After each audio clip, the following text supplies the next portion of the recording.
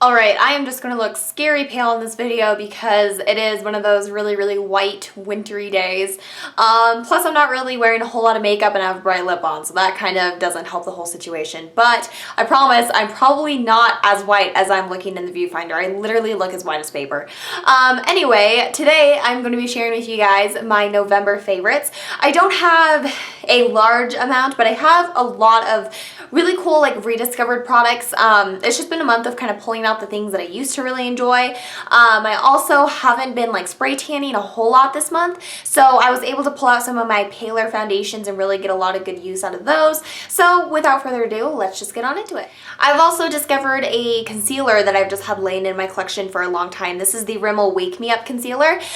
This isn't the most full coverage concealer in the entire world, and it's not a concealer I like to use on spots for that reason, but it does work pretty well under the eyes for days where maybe I did get a good enough amount of sleep the night before and I just need a little bit of something to perk me up, but I'm not looking for my super heavy duty, you know, full coverage type of under eye concealer. This is just good for your everyday under eye concealing.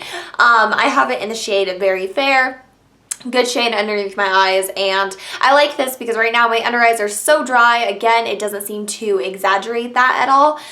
It's got a very thin texture though. I mean, it's like super insanely liquidy, but the packaging is nice. I like just the little doe foot applicator, and saying how liquidy it is, it really does deliver a good amount of coverage underneath my eyes, and it's just sort of been like a go-to for me this time. By the way, I forgot to mention this at the beginning of the video, but I know a lot of you are probably going to wonder what's on my lips, and it is the Maybelline matte lipstick in the shade number 680 Mesmerizing Magenta, which looks like this in the tube. A lip product, however, that I have been loving, I've been wearing a lot, is the Lorac Lip Luster Cream in the shade Majestic. This came in the Lorac, what was it, like 6-piece lip gloss set? I did a whole review on that set, as well as the gosh, what is it, liquid luster set, and I just fell in love with these lip glosses immediately once I put them on because they are so hydrating and just nice and comfortable on the lip. They're not sticky, but they're not slimy and greasy where they just feel like they just fly off the lips in a matter of minutes. They do stay around for a pretty good amount of time. I can get about 3 hours of solid wear out of this.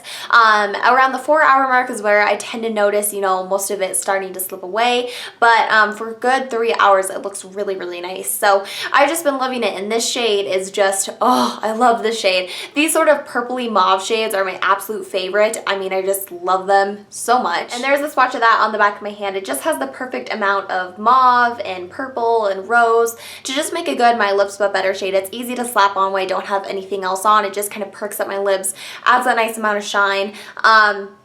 They just feel really comfortable on my lips, and right now with my lips being so dry, and I mean everything just feels dry, this has been a great lip product. I've also rediscovered a bronzer that I used to use all the time in the summer. I kind of put it away for September and October, or was it just October? I don't know, but I went like a month or two where I just didn't really use this at all, and now I'm back into it. It's the IT Cosmetics CC Plus Radiance Ombre Bronzer. I just really like this bronzer. From reviews that I've seen, mine seems really weird. Like, my pans are like totally not even. I definitely in mine have like a large amount of like the highlighter compared to the matte side, which sucks because this is the side that I want to use the most.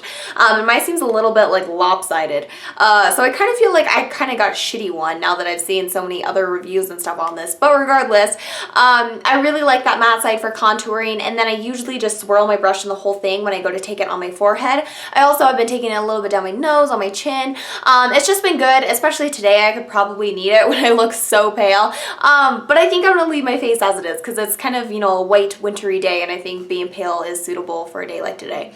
But this is just a good bronzer. Again, it doesn't seem to make my face look drier. I like that it has a lot of those anti-aging ingredients, so it really looks healthy on the skin. I'm liking to use this highlighter side too, just on my cheeks. So really nice product, and I've been getting into it for sure. Next, I'm going to be talking about a hair product. Ow, I just hit my toe really bad. Next, I'm going to be talking about a hair product that I've really been enjoying. This is the Style Sexy Hair Spray Clay.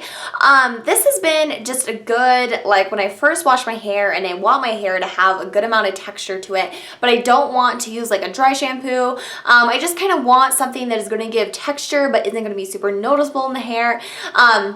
And it's also going to maybe give me a little bit of hold, a little bit of shine. This kind of does everything. It's a very kind of interesting product because unlike a dry shampoo, it does have that hold. And unlike a dry shampoo, it does give you like the tiniest bit of shine to your hair. It's not anything like an actual shine spray, but you know, dry shampoo is really, really dry. It's meant to absorb oil. It usually leaves a completely matte finish.